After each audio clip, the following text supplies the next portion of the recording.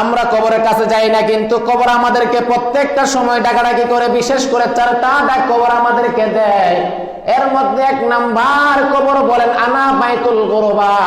আমি এমন একটা ঘর, আমার মধ্যে কোনো আত্মীয় স্বজন পাইবা না, কাউকে পাইবা না, আমি একাকিত্ব একটা ঘর। 2 নাম্বার ডাক দিয়ে বলেন আনা বাইতুল ওয়াহদা,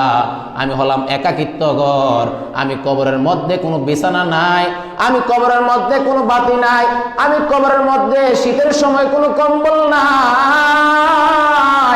আমি কবরের মধ্যে গরমের সময় কোনো ফ্যানের ব্যবস্থা নাই, আমি কবর এমন একটা জায়গা, রাত্র গভীর হয়ে গেলে, অন্ধকার হয়ে গেলে বাতির কোনো ব্যবস্থা নাই, আমি কবর এমন একটা ঘর, যদি জাহান্নামের আযাব দিতে আরম্ভ করে আমি কবর বাধা দিতে পারবো না,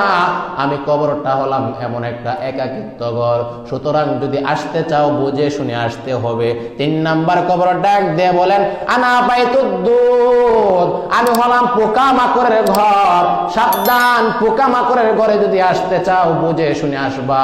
যদি আসতে চাও নেক আমল নিয়ে আসবা। সাবধান সাবধান, আসার আগে চিন্তা করো তুমি নেক আমল করেছো কিনা, যদি নেক আমল না করতে পারো তাহলে মনে রাখবা আনা বাইতুদ দুদ, আমি পোকামাকড়ের ঘর, আসতে দেরি হবে, আমি পোকামাকড় তোমাকে খাইতে দেরি করব না। 4 নাম্বার কবর বলেন আনা বাইতুদ, 3 নাম্বার বলেন আনা বাইতুদ দুদ,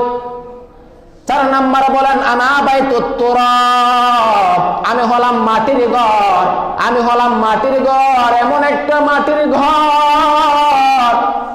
যদি তোমাকে রাখা হয় আর যদি আযাব দেওয়া শুরু হয়, ওরে বান্দা তুমি এক দিক থেকে অন্য দিকে তুমি দৌড়ে যাইতে পারবা না, যাওয়ার কোনো শক্তি নাই তোমার, দাঁড়ানোর কোনো শক্তি নাই, বসা থেকে তুমি দাঁড়াইবা অন্যদিকে যাইবা শক্তি নাই।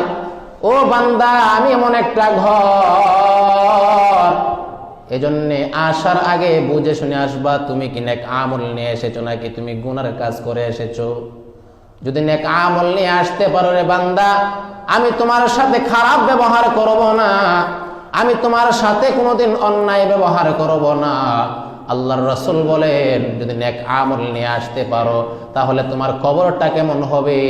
ওই ব্যক্তি 2টা চোখ যতটুক পরিমাণ যাবে বান্দার কবরটা ঠিক ততটুক পরিমাণ প্রশস্ত করে দেওয়া হবে, জান্নাতের সাথে তার লাইন করে দেওয়া হবে, জান্নাতের নাজ নিয়ামত গুলো আসতে থাকবে, আর বান্দাকে বলা হবে এরে বান্দা আরামে ঘুমাও, আরামে ঘুমাও, দুনিয়ার মধ্যে ঘুমাইছো, অল্প সময় ঘুমানোর পর তোমার বন্ধু বান্ধব ডাকতে আরম্ভ করে, খেলার জন্য তোমার বন্ধু বান্ধব বিভিন্ন জায়গায় যাওয়ার জন্য ডাকবে, তোমার জন্য বিভিন্ন সময় ডাকাডাকি করবে, তোমার ঘুমের সময় তোমাকে ডিস্টার্ব করবে। এরে বান্দা মরণের পরে যদি নেক আমল নিয়ে যাইতে পারো, ফেরেশতারা বলবেন আর কোনো চিন্তা নাই, আর কোনো পেরেশানি নাই, বান্দা ঘুমা, এমন একটা ঘুম দে, ওই ঘুমের তোমার এমন হবে, ঘুম দিতে দেরি হবে, বান্দা ঘুমাইতে থাকবে, বান্দাকে কিয়ামতের সময় হাসরের মাঠে আল্লাহ ঘুম থেকে তাকে তুলবে।